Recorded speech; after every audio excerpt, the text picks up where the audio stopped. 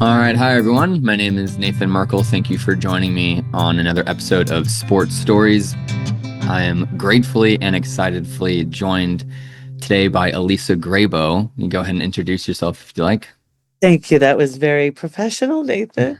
Thank you. Um, my name's Elissa Grabow, and I have worked in the sports space for, I'm going on my third decade, which is crazy. 29 years, actually, when I started.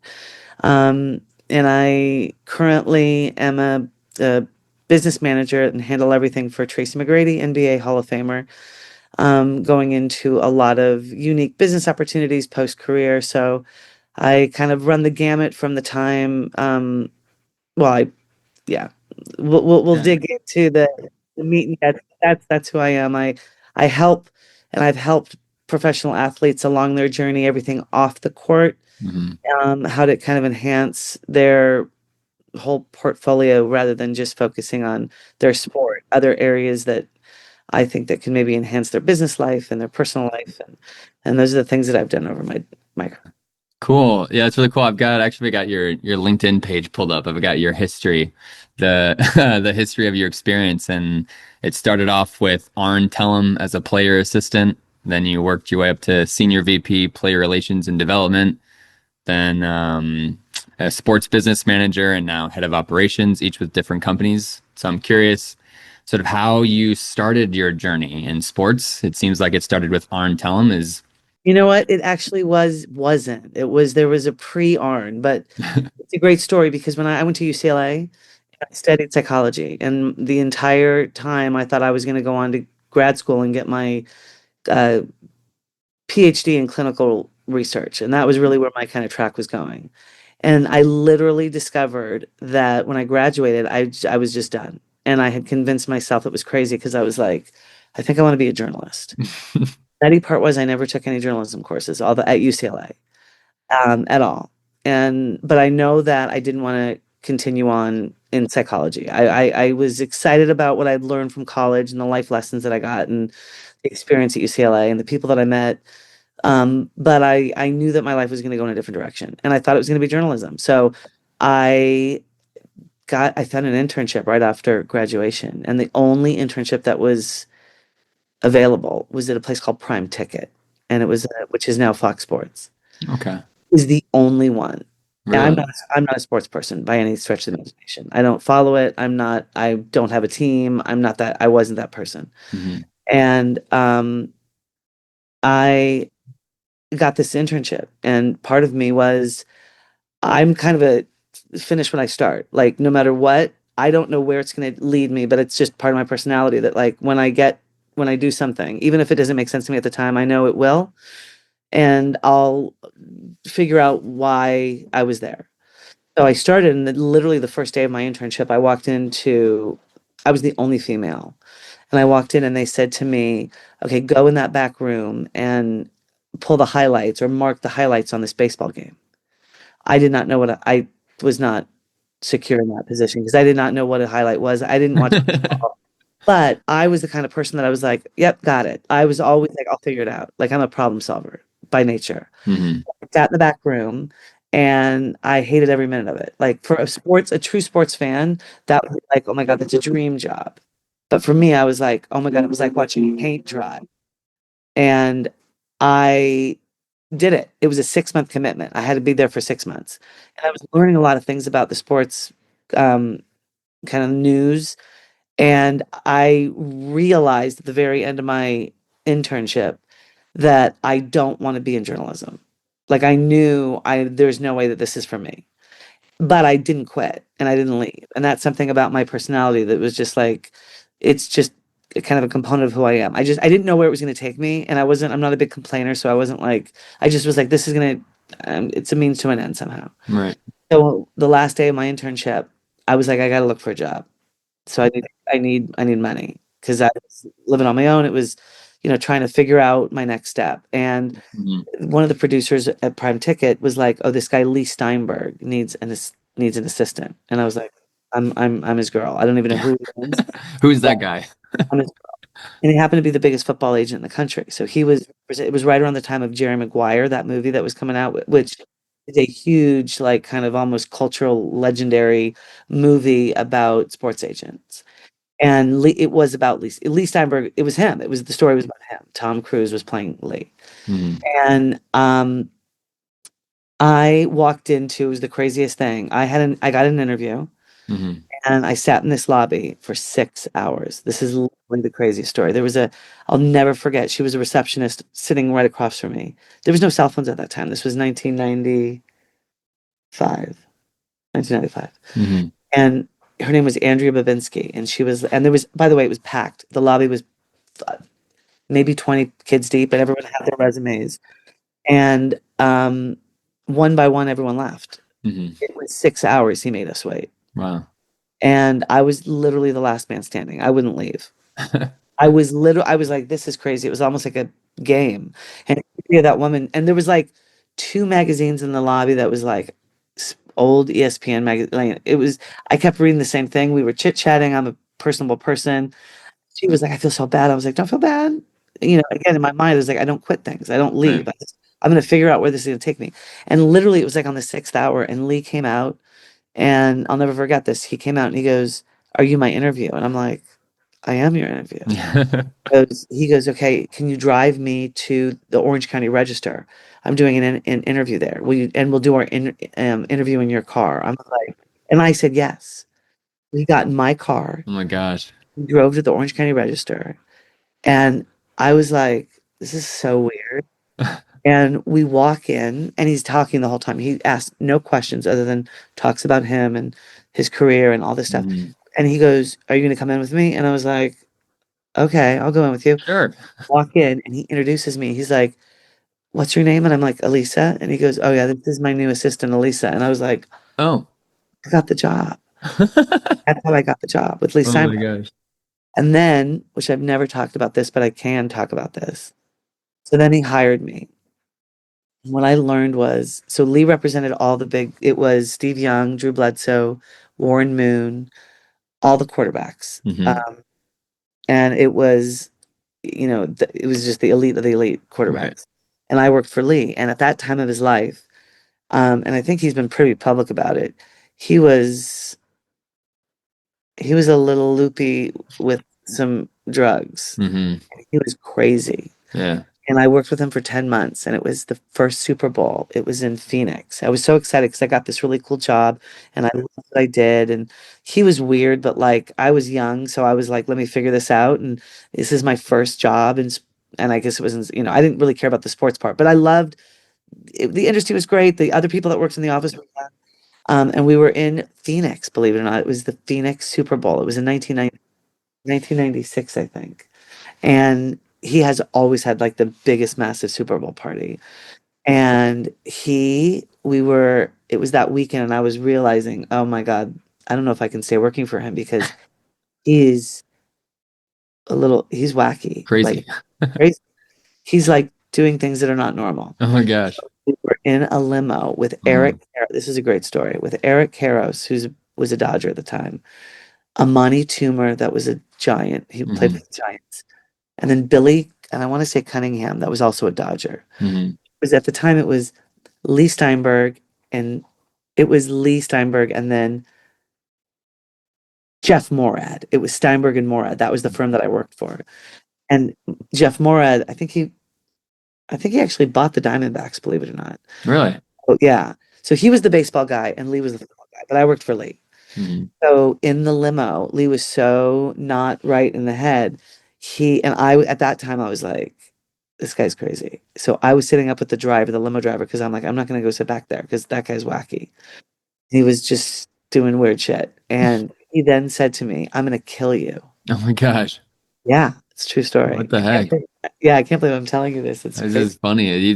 Do you think thinking back on that 6 hour wait, do you think that was an intentional like mind game, or do you think he was just too busy? He didn't No, he's too really busy. He care didn't care and about it, didn't care about people waiting, and he was challenged with drugs at the time. So no, not a mind fuckery. Not oops, sorry. it's okay, yeah. Not like I'm gonna screw with those people. No, he wasn't that calculated at that point. He was just taking pills. Wow. But he told me he was going to kill me. And Eric Harros and Amani Toomer Hmm. had stopped the car, the limo, and they said, and I would the limo driver said to me, "Is that your boss?" I'm like, "Yeah, my boss just told me he's going to kill me." And Eric Harros and Amani Toomer said, "If you continue talking like this way to her, we're gonna we're gonna fire you as our agent." Oh my gosh. And I was like, What the heck?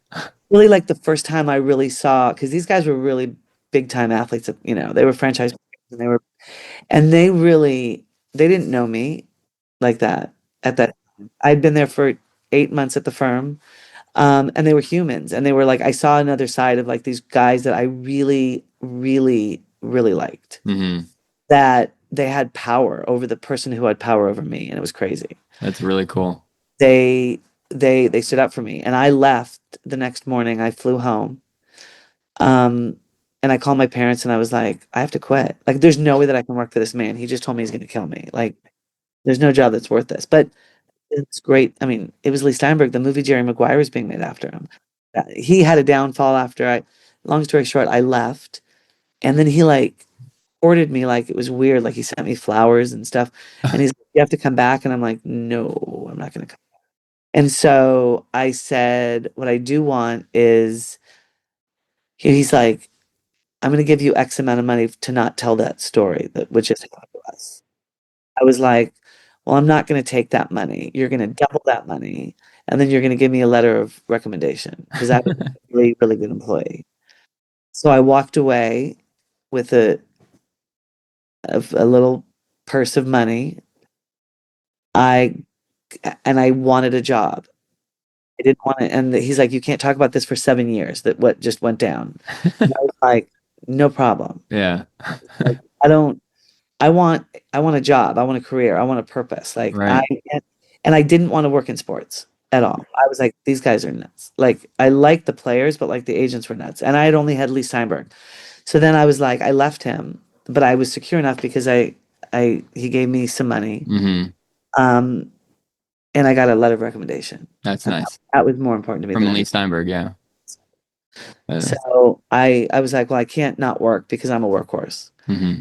So I was like, I got to do something to fill my day because it's going to drive me crazy. Even though I was like looking at a big fat bank account, I Hmm. was like, still, I need purpose.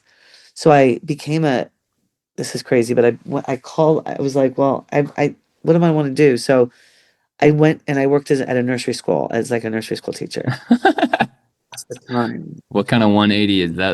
That's so funny. I was just like, screw that. I'll just go to be a preschool teacher. So I worked at a Jewish synagogue, this place called University Synagogue in Brentwood, California, which is like swanky area. Hmm.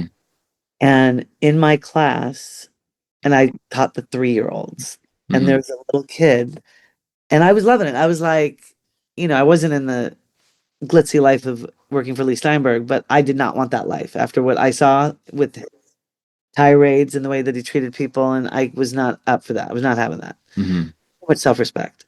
So I got in this class, and this little boy every single day came. His name was Eric, with a huge 3-ring binder Hmm. full of trading cards, basketball trading cards, and he knew every single player. And I was like, "This is crazy! Like, how does this little 3-year-old?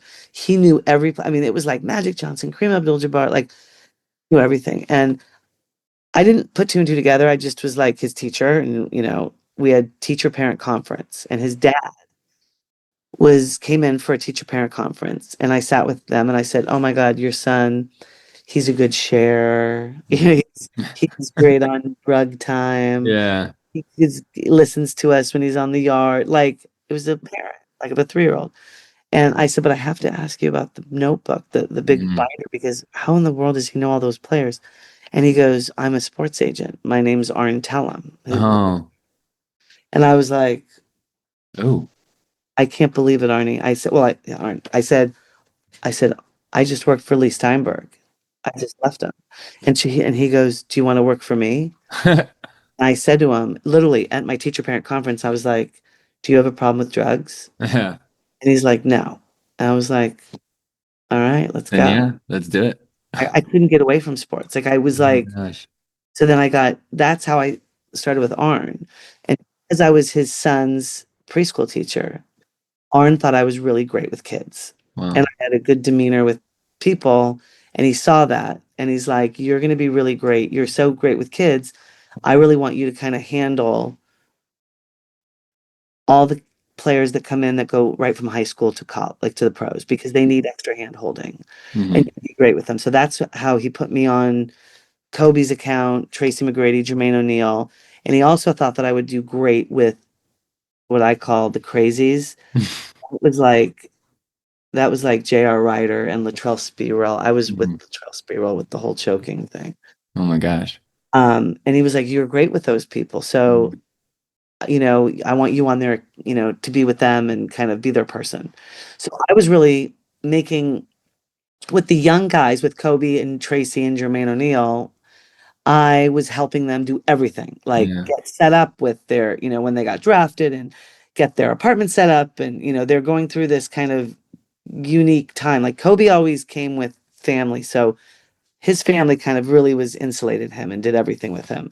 But Hmm. they needed other people to help them get their life set up, wherever they were. And it was also setting up all their media stuff and all their community relation stuff, which is where I felt like my light bulb went on like big time. Like Hmm. I didn't care about again, I'm not up on the sports stuff part of it. I liked how they could really find influence. Like for me, it became almost more back to my psychology roots back at school, where I loved their influence and their impact in the community. Hmm.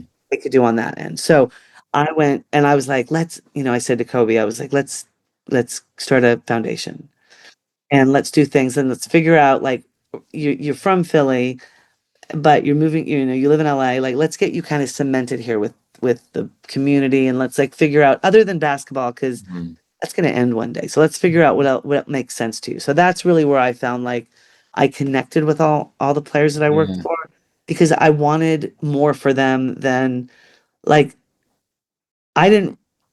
I was like, "Yay, you won! Yay, it's so great! Yay, cool. Yay!" But like, let's do some other things that are really cool. Like, let's go to a hospital visit, like out of the blue. Like, set those like those things I felt meant more to them, and it allowed them to put things in perspective. Like when Tracy, this was in 2006, he was dealing with like back injuries and knee injuries, and it was like a mental block, and it was like when his career was starting to kind of turn. Hmm. And I was like, and I saw him go through this phase of like, just everything was down. Everything was like, everything was a bummer. And I couldn't wrap my head around it. I'm like, dude, you hit the freaking lottery. Like, you have been at the All Star. You're a seven Right. time. Like, what are you, like, What are you down about? what are you down about? But, Yeah. and I wanted to show him, like, I wanted him to get out of his way. I actually called Amnesty International and I was like, I've got a player or I work for this guy and I need him to get out of his own head. So I need him to know what real world problems are. So, Hmm. and we lived in a refugee camp in Sudan Oh for my 3 months. gosh. We created, and I was like, and I said to him, I go, "Do you know what Darfur is?" Like, no. And I was like, "Tracy, you got to get out of your head." So we're gonna do this trip. It was transformative. I think that was a part where I felt like his life completely turned around in regard, refocused about what was important. And that for me was the moment when I knew, my connection and relationship and my impact in sports, where it would be. Yeah, that's really cool. That reminds me of a conversation I had with a goalkeeper who plays for FC Tulsa, and he was telling me how a lot of what he's noticed, a lot of athletes struggle mentally with that sort of like identity, or when they get injured, they don't really know who they are because you've been playing sports your whole life, and when that sport is taken away from you, what's next? Yeah, And that identity is severed. And he said a lot of his friends or teammates go through sort of like a crisis when they get hurt, and they're like, "Well, what do I do? Like, right, who am I? What is this life about if it's not about soccer? If it's not about basketball? right. What is there?" And I think that's sort of what you just painted. That's really cool. You sort of see on the back end like what athletes go through and when things, sort of hit the fan, what needs to be done on the back end. And I'm curious, do you think in what you've experienced through your life, do you think not having any interest in sports has helped you do the things you do, Oh or do you yeah. think it's sort of hurt you? No, I think it's completely helped me. I mean, I I love like if I work for you or if I'm on Hmm. your team, I am so into it. Like I'm a big cheerleader and I see it as a piece of the pie. Um as how am I going to help them? You know, I don't see them as um with googly eyes of like, oh my God, look what all you've achieved. It's a piece of what they've achieved. That's how I see them. Like, Right. you're not even close to done. Like, your impact is going to be so beyond what the court does for you. And I want to be part of your life to help you recognize that. That, I mean, your sport is such a small sliver of your life. Right. And working for guys, especially guys that have been at the height, like franchise players. I mean, I've been in rooms that I'm like, oh my God, I can't believe I'm here. Like, these pretty cool. Like, holy shit, kind of cool. And and what for me, it's not like, oh, I'm in a room and there's Tom Brady over there and Hmm. crap. It's more like, what else can he do to show impact to community and to affect people in a positive way? It's beyond the court. Like I'm not vested in that. And maybe that's why I have been successful and I've lasted so long. Um, because it's for me, it's much broader than the sport. They happen to be athletes, but that is not the part that I'm driven by at all. Yeah. Yeah. So do you think, I'm curious, so do you think if any individual out there wants to become an agent, you would recommend them to not be a sport fan? Because I guess when you do represent these athletes, instead of being like, oh my gosh, I'm with Tom Brady, he's so cool, you're more so of like, okay, it's Tom Brady, but what can I help him do off the field that helps him be Tom Brady? Right. And I think It has, that's yeah, really cool. I think for me it has again, I'm not an agent per se in regards of I there's so much more that I do for Tracy now that he's post his career and guide him and I'm create experiences and team and opportunities for him that kind of like elevate his brand and where we want to go with his next chapter and being part of that is amazing and it's a full it's making sure that the right people that know how to do it are at the table. It's for about gatekeeping. I think that's something that like Tracy and I have done pretty amazingly together is like we're very and I've been with him working for him since he's been 18 years old. And so I would say the most important, and we talk about this all the time. Like we literally got into a conversation about this yesterday. Um, is is trust. Hmm. Is this is not you got to have right instincts and you have to be able to not put you can never be in the deal. Like if I get him this deal, I'm on commission, so I'm going to make more dough if I get him this deal. That so I'm part of the I'm a driving part of why I want him to take this deal. That feels wrong to me. So that never felt right to me, where I don't want to be part of any kind of decision making like, well, I'm going to make a commission on that deal if I get him to do it, because then it doesn't feel trustworthy. And Right. so we've always kind of kept this scenario where I help him make these decisions, or actually, I will always present my honest opinion, Hmm. and then stand by whatever decision he wants to make. But I will always, even if it's contrary to the one that I think that he wants me to say, even again, I've worked, I was Kobe's person for 8 years with him, and I've never not spoken my mind. Like, I don't think you should do this, or I think this is a good idea, or I think this is not a good idea. Ultimately, that I think is another reason why I've lasted so long. Right. I've never wavered on that. I'm not worried about being a yes person at Hmm. all. I've seen what those look like, and that is not interesting to me. So I'll always be like, well, here's I wouldn't move forward with this, or a lot of these guys have these cockamamie. A lot of the times, especially when they're younger, everybody comes to these guys, and so they would come to these, oh, they want me to invest in this, I don't know, weed farm or something. Yeah, So, right. anyways, I'm like, that's a terrible idea. But they're going through, especially younger, like when Tracy and Kobe and Jermaine and all these guys were younger, Mhm. things mattered more to them. Right. At that time, the chains, the cars, they were more their relationship with money, not Kobe so much because he had a different upbringing, but the other guys, money was not something that they felt that they was comfortable around. It was Right. like the things made them feel like I've made it. And as me, I would always be like, I don't think that that's a great purchase. And Yeah. I'm going to tell you the truth.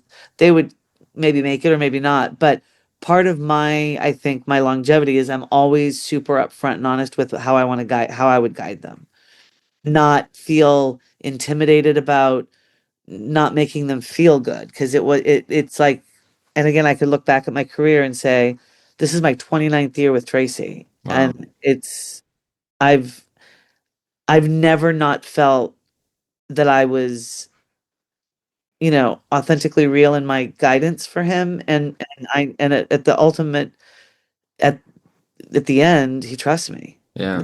And there's no amount of schooling or coursework you can take or certificates you can have. If you have someone in your world that you really trust, that they'll learn anything. Like there's Right. areas that like he'll bring me to tables and I'm in rooms. I'm like, I don't know this space, but he's like, but I trust you. So I'll learn it. I'll get someone who can help us translate what this means but ultimately the only thing that matters for athletes, I think, especially even younger now with NIL and Hmm. college, so much money is trust, period. Is finding somebody that you trust. I mean, if they know about sports, that's fine. If Yeah. they don't, I don't think it's a big deal. I don't know any about any games. Yeah. And I would say my career has been pretty successful in this space.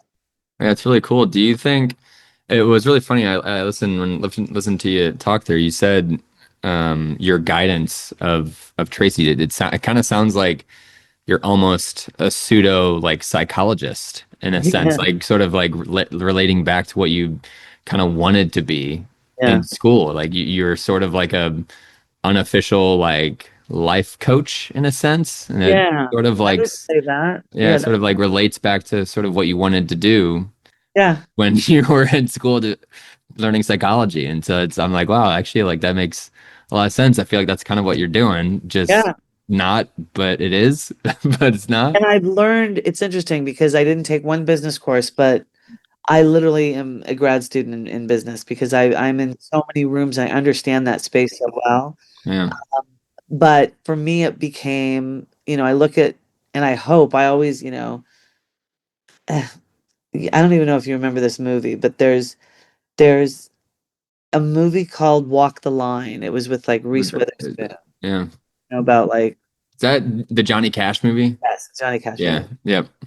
But and literally was just telling Tracy this the other day.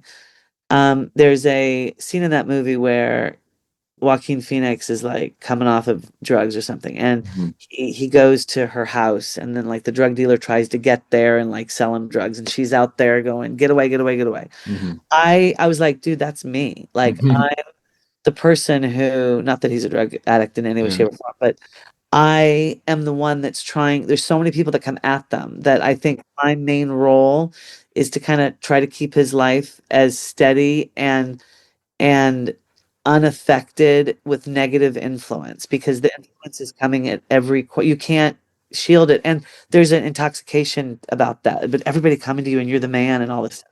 So like oddly enough, about 6 months ago, Tracy says to me, and we were working on this NBC deal that he just got, but he says to me, I'm changing my number. And I was like, holy shit, you've had this number for like a long time.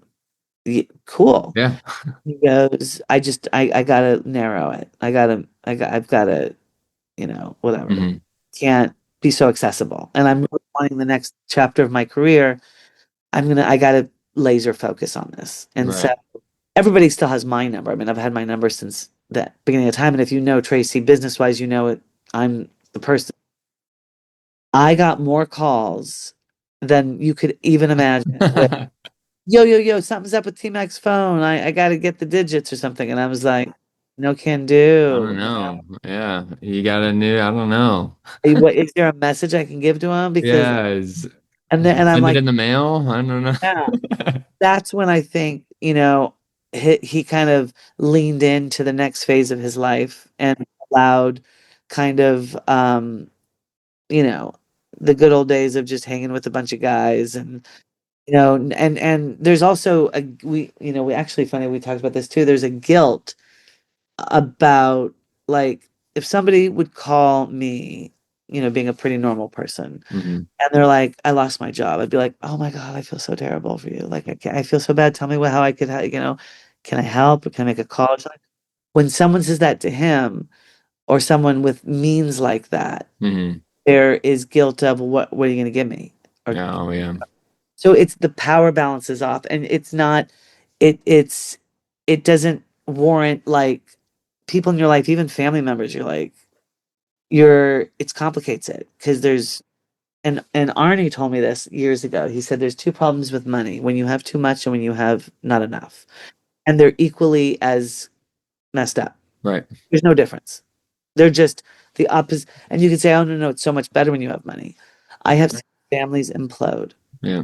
have too much money because you can't ever satisfy. Hmm. And, one guy lives like a king and your other guy is a normal guy. Is your job to make that normal guy, for the rest of his life, Not so so normal. Yeah. it's complicated seeing that, but being involved in the guys' lives and being able to be a sounding board for personal stuff and business and kind of a people reader of like we've been down this road for so long. It's it's like it's just so easy Hmm. what happens. And then so that's what I've done my whole career, kind of helped the guys broaden out their lives and their get settled and then make a home where they land and make sure that they're okay. Yeah, that's Um, really cool. Yeah, it's a very illustrious and colorful past you there. And what you're explaining is sort of like randomly popped in my head, like of a sort of, I guess, a painting a picture of what you do of like you said during the movie of Walk the Line of how Reese Witherspoon was sort of waving them down. I just pictured, this is gonna sound wild, but I pictured a pool boy where the athlete is the pool and you are the pool boy with the filter and you're just filtering them out yep. constantly and you just have this net and you're continuously filtering them to be readily accessible, readily available, to be in good shape and healthy, happy, whatever, and you're just sifting through. And like I think that like sort of represented what you do. I was like, wow, that actually might be real. That's really cool.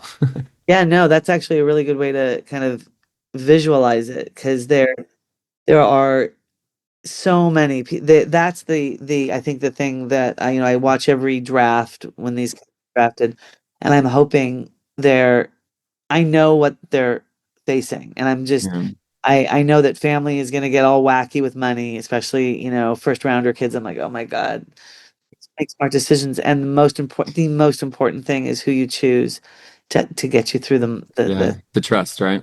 trust. That's it. I mean, Yeah. and it's even you know it's such a untrustworthy business, and when you find someone that you're like, no, no, no, no. And I really understand why they always have so many friends around because they want to insulate themselves with people they think they can trust. But sometimes even those are the ones you can't trust. So trust is everything, and it will cost them, you know, it's expensive when you first start because money is just going everywhere. I mean, there's guilt. It all is like wrapped up in emotion and guilt and again the psychology of it, which is really what drew me to want to continue to stay put and help these support these players, just find their best footing. That for me was like when we would do deals and I'm like, oh my God, this is so amazing. I love those moments when I can see how much impact they have with other people. Right. And that to me is like, oh my God. And wanting to balance their lives out with like purpose and don't sweat the small stuff. So you're injured. So what? So you had a shitty game. So what? I don't care. Like, look how much, like, anyone would want your worst day. Right. Yeah, I totally agree. That's sort of a crazy environment, especially with what we're going through right now with NIL. And I recently did an episode, one of the punters from Illinois here, and he shared with me at one point, one of the coaches, I think he was being recruited somewhere, and one of the coaches offered him like 100 grand to just be the punter. And I'm like, man, if I was 18 punting for $100,000, like I couldn't even tell you what I'd do with that money. It just blows my mind sort of what's going on right now with NIL and the sort of money that's being thrown around at these 18, 19-year-old kids. And, you're sort of, I don't know, I'm just hoping that they've got somebody that they trust that you're expressing here. So, I'm hoping that they do. And I Yeah. know for the future that things are going to get even more money. Yeah. So, because they Yeah. got revenue and coming in. So, um, sort of wild, but this is a good time. We're going to take a small little 10-second halftime break here, and we'll be right back.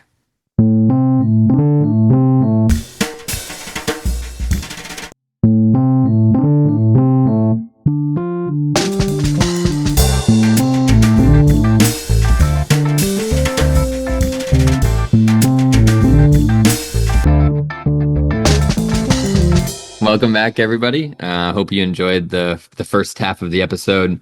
Talked in depth with Elissa about her journey through sports, how she sort of started off in school, not even interested in sports, studying psychology, randomly sort of met. I got a job with Lee Steinberg and then became a pre-K teacher. And then all of a sudden met the son of Arn Tellem, another major sports agent, and sort of how it just catapulted her right into sports. And then we talked about how she's sort of this like safety net, sort of like sifter of athletes and sort of a pool boy in a sense, like sifting out the bad of an athlete's life off of the field. And I'd love to transition into sort of another area of your life. And I'm curious what you think was one of the most challenging, if you could think to in your memory, any sort of event that was maybe like the most challenging, the most difficult decision or event during your time working with either Tracy or any of the other athletes you're with, or with Arn or with Lee Steinberg. I'm curious if there's anything specific that stands out to you. Um, the parts that were, I would say, most difficult were associated with family members and finances. Once you kind of start working for these players and you're really kind of embedded in their lives, you're making arrangements, you're doing travel, you're almost sometimes the conduit to messengers. Oh, my dad called, he needs money. That's the part where it became complicated because again, relationships change and you're in these guys' lives, and at Hmm. least I am, in a way where you're seeing the harder emotional parts of their lives, and that for me was always hard. Just kind of being a support system, or even having to, there's some players that I have worked for that, their parents are not always make the like a decision, that it's just all financially based sometimes, and Right. so it's hard to see that part of it. And that I think for me was hard to kind of help a lot of these guys Hmm. process, like just the change of that, just that's the hard part for me. Yeah, yeah, I understand that. It's really interesting. I feel like that's sort of really common. It reminds me of like when somebody wins the lottery, like all of a sudden you you realize that you have a lot more friends than you originally did. And you have But none. yeah, And and you have then none. yeah, and you realize you actually don't have any because people only like you for the one thing and not actually for who you are. And it's sort of crazy the thing you're expressing. I feel like that happens to a lot of professional athletes or just individuals that have a lot of wealth. Sometimes people are a little bit fake, and Yeah. I think that's the unfortunate truth. And And I um, wouldn't also, guys with that have power, I wouldn't tolerate like what I did with Lee, like the what in my first story, where I wasn't going to let him treat me, he was mistreating me. He was yelling at me, screaming, he was doing things because he wasn't in the right mind. And right. I wasn't, no matter what job, no matter what career, no matter what accolades, I would not tolerate a environment that wasn't, that was going to be oppressive to women or anybody. And so Right. again, I think I was not, sometimes women I think would maybe, there's a few women that joined the agency that maybe they had an ulterior motive. They wanted to meet an athlete just to kind of, and I think you have to be really mindful of your objectives. Hmm. But tolerating anyone, that isn't treating you professionally, like I think that's why I lasted so long. Like I was so focused on what I wanted to provide, the value that I wanted to provide for them, Hmm. and how I want to make their lives better, that I wouldn't tolerate being mistreated or you just don't have to. No matter what, I don't care what role, what job you're in. No amount of money. I would rather work somewhere else or, I don't care where I worked. Maybe I be don't a pre-K teacher, a preschool teacher again. literally I did. I went from working for Yeah, Lee Steinberg yeah, at the Jerry Maguire time of the world, yeah, a preschool because I wouldn't tolerate him what he was doing. And again, for me, that was just my ethos and who I am. yeah. It's really cool. I want to sort of switch gears to the positive. I'm curious if you could think back to a time. Is there anything that you look back on your career or your experience working in this industry? Like, is there any specific moment that you're like, wow, this is ethereal. This is epiphanous. Like, I'm having a crazy. This is so fun. This is so cool. Is there ever Oh, any sort oh of my God. I think the moment that I realized like the job that I chose for my career allowed me to do and see all the world. I mean, I have been to the Philippines, to China, I mean, I've been to all-star games and Super Bowls and I've been to the most incredible experiences and Mhm. it's not and I loved it. I loved the perks of this job. It is to have, I sometimes look at people and I'm like, I have a fun job. It brings me so much joy, not only because you get to go to cool things and it's fun to go, oh my God, let's go to that game, or oh my God, we could go to that concert, or, there's a lot of these moments that are great. But for me, I think the biggest moment is when Tracy and I were in Africa Mhm. and because of that trip, we were so inspired to help. Mhm. And my goal was get Tracy out of his own head and realize that his injuries aren't that big of a deal and he's got life beyond basketball. And my goal was trying to show him like the world at large, like look at what problems are. Right.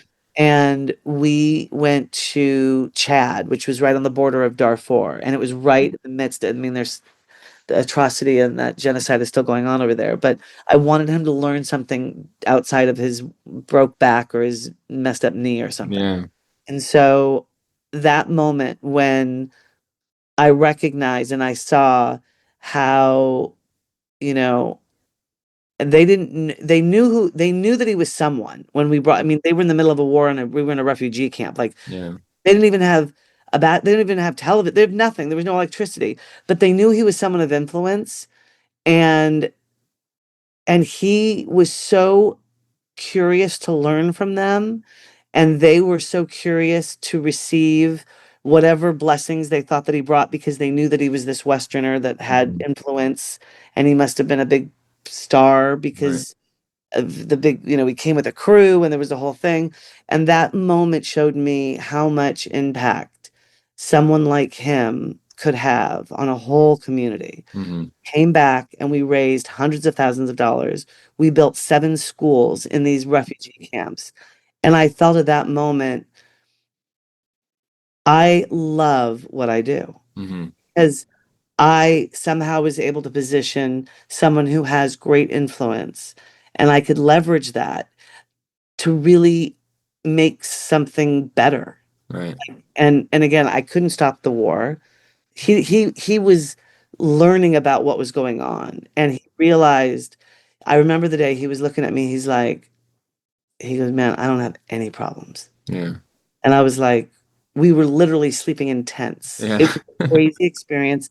It was by far the craziest, most life transformative time of my life. And I was doing it for Tracy. And what I got out of it was like, it impacted my life about what's my what you know what do I want to do every day? What do I want to do when I get up, and what's my North Star? Like what's my purpose too? And so that for me was like, we'll go to hospitals and he'll make visits, and Yeah. he'll go into Target in Christmas time and just stand in the corner and then buy people's Christmas stuff. And there's moments that I could set up for him that are so self-serving for me because I get so much joy out of it. Yeah.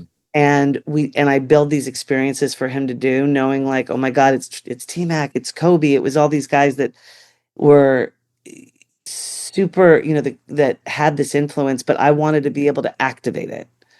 So for me, that was like, that's the greatest moments. Yeah. That's And really cool. yeah, those are the moments that I'm like, I love what I do. That's really cool and little like imagine I'm curious what you think your younger self would think of when you wanted to be that psychologist to doing the PhD or be a clinical psychologist and looking at yourself now like I'm curious what you think looking back would your younger self be proud of the sort of journey you've gone through and how you work in an industry you may not be interested in sports but I think you love what you do and it doesn't have anything to do with sports, to be honest with you. Like it's not really a sports job. You just help individuals that are in sports. Yeah. And it's just really cool to see.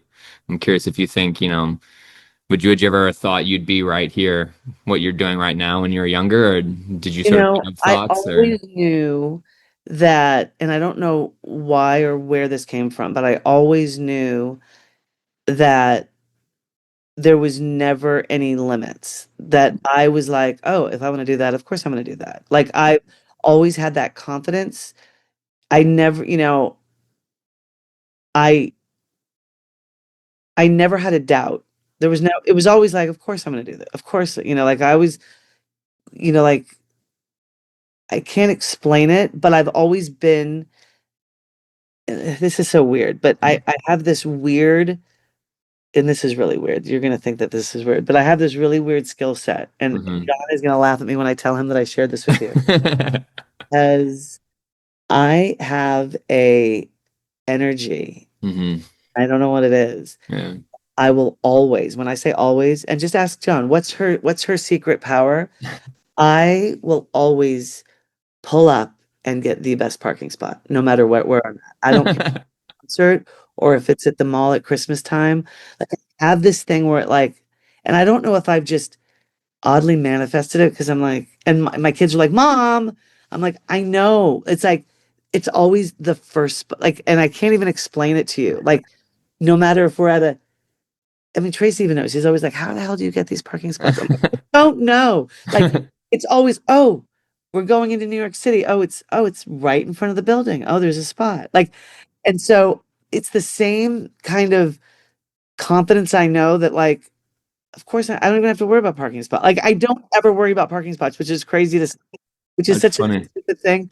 It's the same confidence that I have when I was younger that it was like, of course I'm going to have the whatever job I want. I know it needs to be impactful. Right. And that's where it was like, I want to, if someone's like, what do you do? You know, I mean, like today, I was on, think I had 4 Zooms today, Oh my coordinating gosh. his NBC schedule, negotiating with a group that wants him for an ambassadorship in this Chinese product. Mm, He's doing I'm negotiating a deal. He's appearing in China in 3 weeks, and there's another company that came on, so I'm navigating, that deal.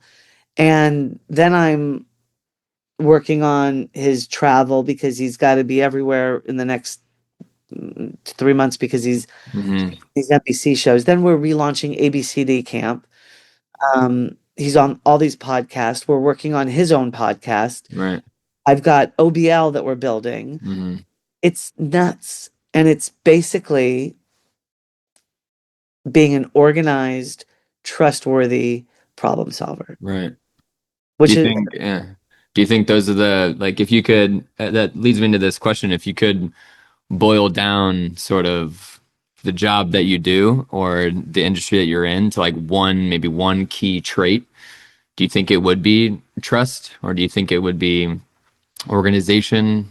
Do you think trust, it would really? trust, trust. I know that he knows that he has someone on his team that will never take from him, Hmm. will never tell him not the truth, even if it's bad news, will help um, organize and put him, and really put, his dreams and goals at the top of my list. Hmm. Like, and I want to get him there. Like, and it's the build with him because I'm so, proud to work for him and what he does and how he contributes and what his focus is and what a great human being he is. Like, every day I'm like, oh my God, I'm so lucky because Hmm. I'm, you know, I would say trust. Listen, I've got great instincts on business.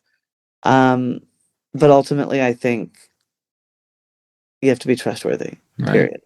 I can't do a deal with anyone if, I mean, listen, you can do deals with people you don't like. I do deals with people all the time that I don't like. I employ people that sometimes I'm not a fan of, but, and I could work with people professionally that I might have not such positive feelings about, but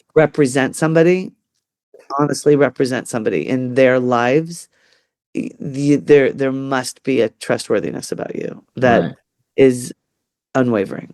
Right. And you're sort of the face, right? And so when people think of Tracy, they think of you, and like you're sort of that face, right? And you sort of show up and maybe speak on his behalf or talk on his behalf Yeah. and that sort of I thing. could And actually talk.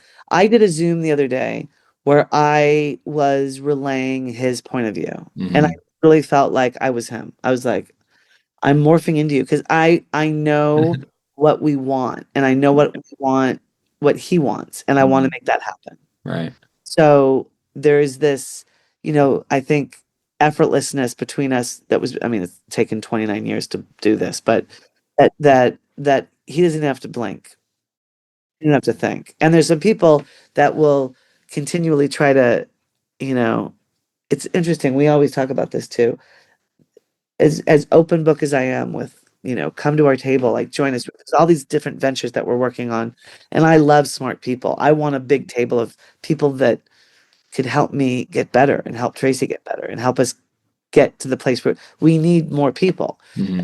And there's always people that will always try to, like, there was a gentleman that we worked with, and I'll tell this story recently, a partner of Tracy's, and he wanted a bigger role in Tracy's life.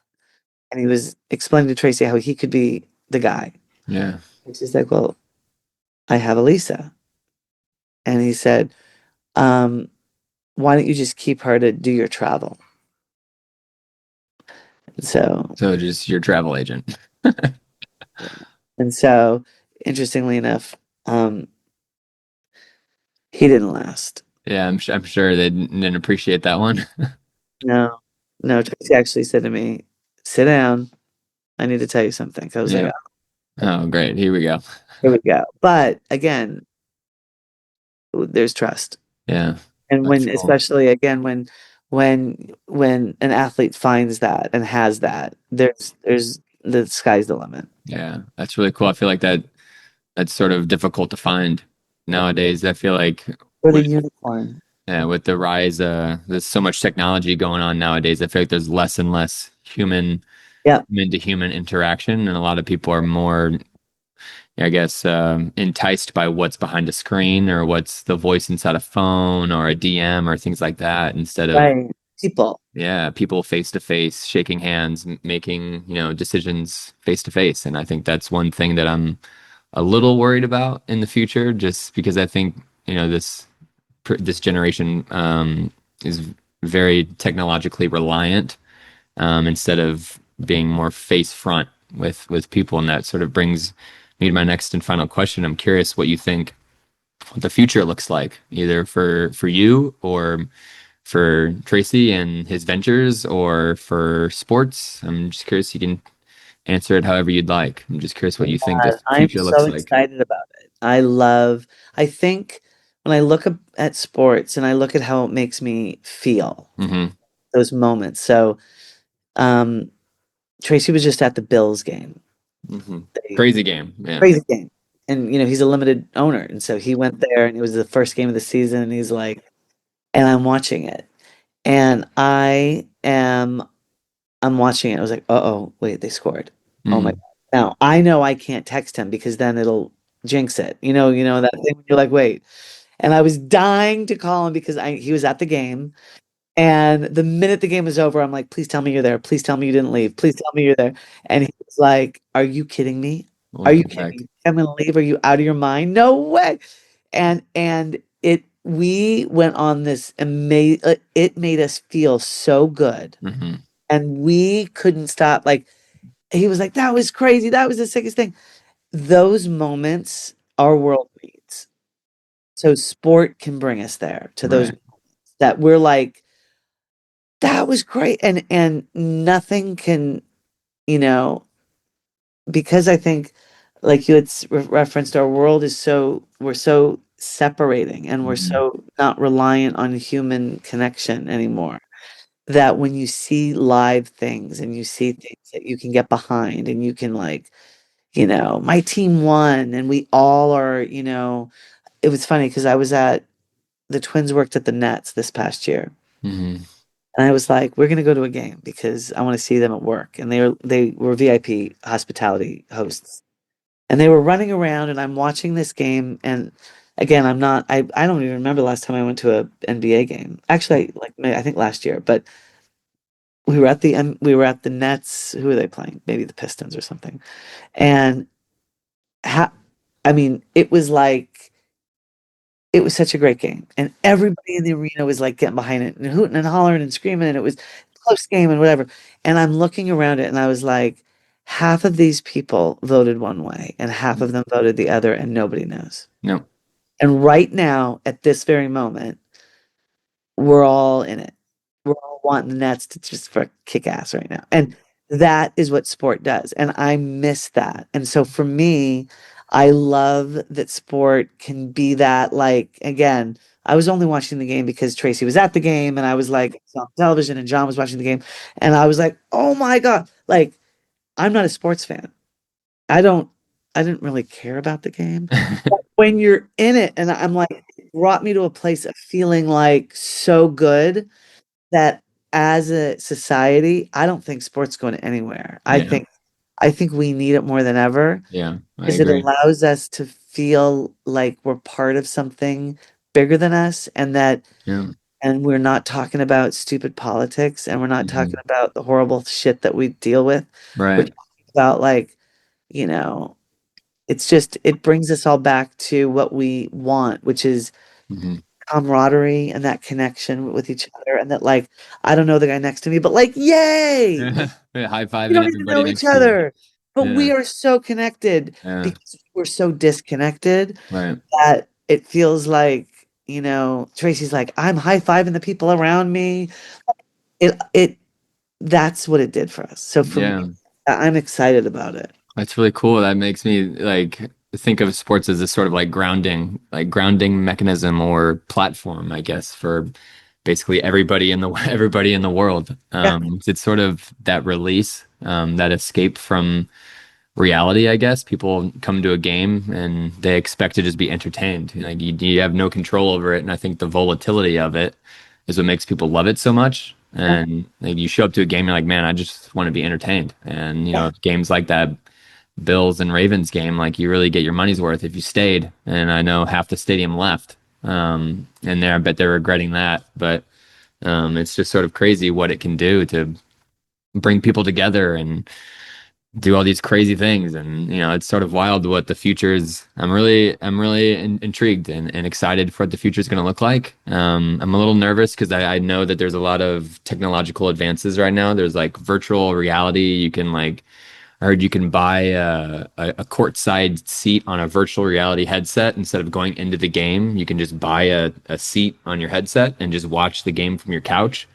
And it's those sort of things that make me nervous. Because the things that you described, like you got to be in there, you got to be in the thick of it, you got to be in the shit, in the stadium with the people next to the random people you're high-fiving, stuff like that, and you can't get that from a VR headset. So that's the only like sort of doomsday. I'm like, oh my gosh, but Yeah, I I, don't know if I it's going to be there and it'll be an option and a choice. But I think as humanity, I think we're going to crave, mhm. we need each other. Yeah, I agree. Or it may bring us back to that, I'm an optimist. I'm like, I always see things like, Hmm. differently than maybe, I don't know. I just see things as like, maybe this is why it's getting so dark is because, and there's so many different emerging leagues that there are to play sports on and different platforms to, and I think being, regardless, even if you're in a bar, like just coming together, again, I think, I don't know if sport will survive beyond, I think that'll be a fad, Yeah, being so isolated, but yeah, I don't know. I would hope, I hope not. And I hope that, just the way that I'm seeing it isn't being an idealist, but yeah. No, I more of, agree. Yeah, I agree. The glass half full thought. I mean, with COVID, like a lot of things changed through COVID, and things stayed that way after COVID, and it's really wild. I mean, when they did like the virtual sort of Zoom call-ins for games, and the NBA had that bubble and all this sort of thing, and they could have easily been like, yeah, screw it, let's just sell virtual tickets instead. And but they're like, no, we need people in the stadiums, like we need them here, and so yeah, yeah. it's really cool to see. And I wanted to thank you very much for taking the time out of your busy schedule, as you mentioned, to sit down and share your story with me. And I really hope people out there enjoyed this story, and hopefully they return back for another episode. So thank you again for joining, and I hope you have a wonderful rest of your evening. Thank you, Nathan. Thanks for having me. This is great. Thank you so much.